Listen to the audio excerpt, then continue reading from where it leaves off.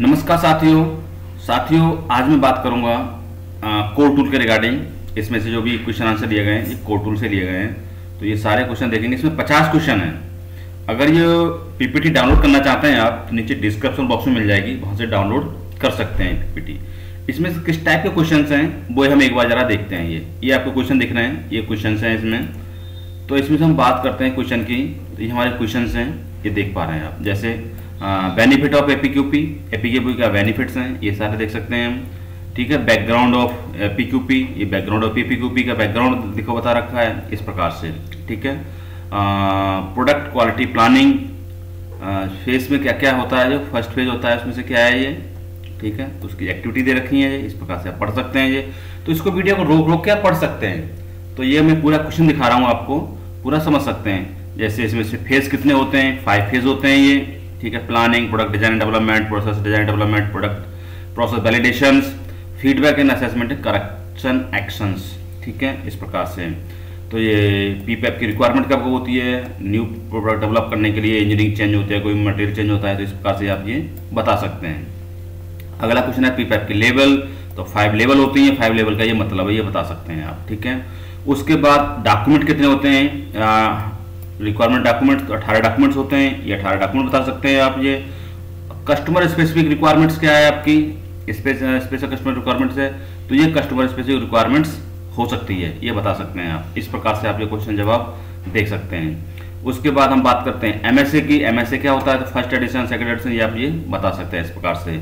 अगला होता है मेजरमेंट्स एरर, तो ये एरर बता सकते हैं आप। ठीक है, उसके बाद एमएसए ऑब्जेक्टिव्स, तो आप ये ऑब्जेक्टिव बता सकते हैं। ठीक है, एमएसए की डेफिनेशन वगैरह किस क्लॉज में आता है, सारा डेफिनेशन रखी है एमएसए की। ये इस प्रकार से पर्पज ऑफ एमएसए, एमएसए का पर्पज बता सकते हैं आप ये। ठीक है, टाइप ऑफ एमएसए, एमएसए 2 प्रकार से करते हैं, एक वेरिएबल, एक एट्रीब्यूट। वेरिएबल डाटा वो होता है जो इसमें से हम मेजर कर सकते हैं, इसकी यूनिट होती है, एग्जाम्पल्स लेंथ, ओडी, आईडी, जो भी हम गेज से चेक करते हैं। और एट्रीब्यूट डाटा वो होता है okay, not okay, good, pass, fail, हम इसको एट्रीब्यूट डाटा बोलते हैं। इसे ring gauge, plan plug gauge, snap gauge, इसे चेक करते हैं। ये सारे एट्रीब्यूट होता है, इस प्रकार से बता सकते हैं। वेरिएशन ऑफ, जो हमारे वेरिएशन होते हैं क्या क्या प्रकार होते हैं, measurement variation, process variation, process cycle time, dimension data. ठीक है, नंबर्स ऑफ डिफेक्ट्स, ये सारे जो होते हैं प्रोसेस के। अगर हम मेजरमेंट की बात करें तो हम एक्यूरेसी और प्रेसिशन, तो एक्यूरेसी में हम बात करते हैं वायस, लीनियरिटी, स्टेबिलिटी, ये बात करते हैं। ये कैलिब्रेशन के दौरान देखते हैं हम, ये हम प्रोसेस हम देखते हैं प्रोसेस के दौरान। अब अगला बात होता है इसकी पासिंग पास, तो इसमें से रिक्वायरमेंट क्या चाहिए हमें, गेज R&R 10% होना चाहिए, इससे कम ही होना चाहिए तो पास है, अदरवाइज से ज़्यादा है तो अगर 10 से 30 के बीच में है तो ये मार्जेबल एक्सेप्टेबल है, अदरवाइज ये फेल्स है, इस प्रकार से है। उसके बाद बात करते हैं एट्रीब्यूट की। एट्रीब्यूट में ये हमारा effectiveness, miss rate, false alarm, ये एक्सेप्टेबल है, और ये हमारे नॉट एक्सेप्टेबल है, बट उसको ट्रेनिंग देके, ट्रेनिंग नीड है ट्रेनिंग की, ये एक्सेप्टेबल नहीं है, उस पूरा ट्रेन करना पड़ेगा ऑपरेटर को। तो ये रिजल्ट देखते हैं, कप्पा वैल्यू हमारी 1 से ज़्यादा नहीं होती है, अगर 7.5 से अधिक है तो बेटर है, अदरवाइज वो बेटर नहीं है। उसके बाद हम बात करते हैं बेनिफिट ऑफ एसपीसी। एसपीसी के बेनिफिट बता सकते हैं आप, ये एसपीसी के बेनिफिट हैं। तो ये आपके short term, long term, CP के बोलते हैं, ये हमारा इस बार से ये सब बता सकते हैं आप ये। उसके बाद हम बात करते हैं टाइप ऑफ वेरिएशंस। तो 2 प्रकार के वेरिएशंस होते हैं, एक तो कॉमन कॉज और एक स्पेशल कॉज। ये आपका कॉमन कॉज और ये स्पेशल कॉज, ये दोनों के दे रखे हैं, ये स्पेशल कॉज और कॉमन कॉज, ये भी आप बता सकते हैं इस प्रकार से। ठीक है, हाँ, purpose of data handling, data handling से क्या बेनिफिट्स होते हैं आप ये बता सकते हैं इस प्रकार से। तो ये पढ़ सकते हैं, कुछ फुल फॉर्म दे रखी है, ये फुल फॉर्म भी आप ये पूछी जाती है, अभी आप बता सकते हैं इस प्रकार से। तो ये भी फुल फॉर्म दे रखी हैं, ये आपको पढ़ सकते हैं। उसको step approach, several step approach क्या क्या होते हैं, तो ये सेवरल स्टेप अप्रोच में इसमें से सेक्शन होते हैं आपके 3, system analysis, functional analysis, risk and mitigations, risk communications. तो ये आपके सेक्शंस होते हैं, बाकी ये स्टेप होते हैं ये। तो ये आप अगर तैयारी कर रहे हैं आप इंटरव्यू की, तो ये आपके लिए वीडियो बहुत इंपॉर्टेंट है। अगर और डिटेल में जानकारी चाहते हैं तो ये ट्रेनिंग्स ले सकते हैं, हमारी ये ट्रेनिंग्स हैं, ये सारी ट्रेनिंग ऑनलाइन ट्रेनिंग होती हैं। तो ये कॉन्टैक्ट नंबर से कॉन्टैक्ट करके हमसे जुड़ सकते हैं। अगला बात करते हैं हम स्पेसिफिकेशन लिमिट। अब इसमें देख पा रहे हैं हमारी जो ये विड्थ हमारी स्पेसिफिकेशंस है। अगर कंट्रोल लिमिट अंदर होगी तो हमारी रिजेक्शन नहीं बनेगी, अगर कंट्रोल लिमिट हमारी बाहर चली जाएगी ये और ये स्पेसिफिकेशन अंदर है तो हमारी ये रिजेक्शन बनना चालू हो जाएगी। तो हम देख सकते हैं यहाँ पे देखो ऐसे ये रिजेक्शन बनना चालू हो गई, ये सारे पार्ट रिजेक्ट बने हैं आपके ये।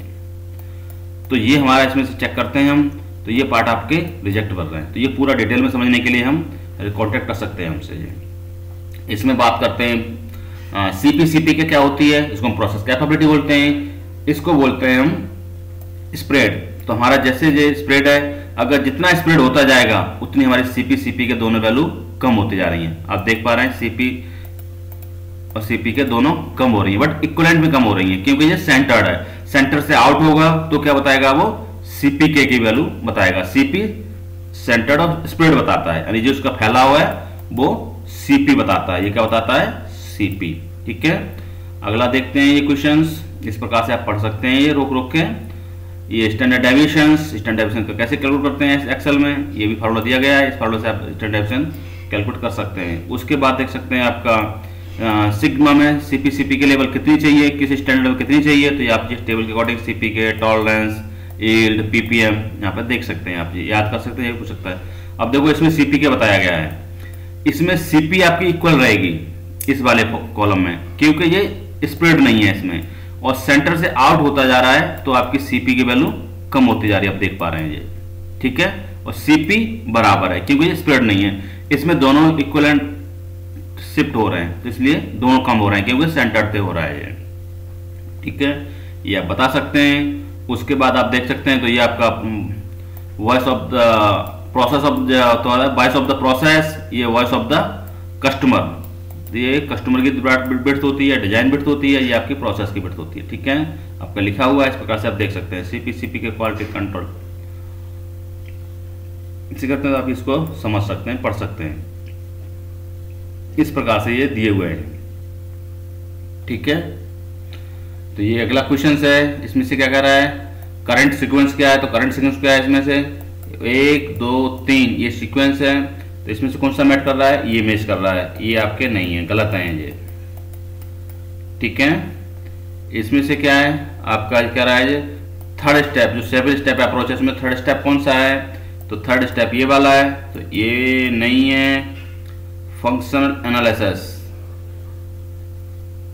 ये गया आपका फंक्शन एनालिसिस, ये भी नहीं है, ऑप्टिमाइजेशन नहीं है, ये नहीं है, ये वाला ओके है। ठीक है, इस प्रकार से आप देख सकते हैं। इसका आपको बताना है, ये कमेंट बॉक्स में करना कि इसका क्या स्टेटस है, जो फिर मैंने क्वेश्चन नहीं दे रहा हूँ, इसका करंट स्टैंडर्ड क्या है इसका, ये बताना है आपको। ठीक है, और ये 5T है, जो फर्स्ट स्टेप में आते हैं यही जगह वीडियो अकॉर्डिंग, तो 5T बोलते हैं। 5T क्या होते हैं, टीम, ट्रेनिंग, टास्क, है ना, टूल, इंटेंट।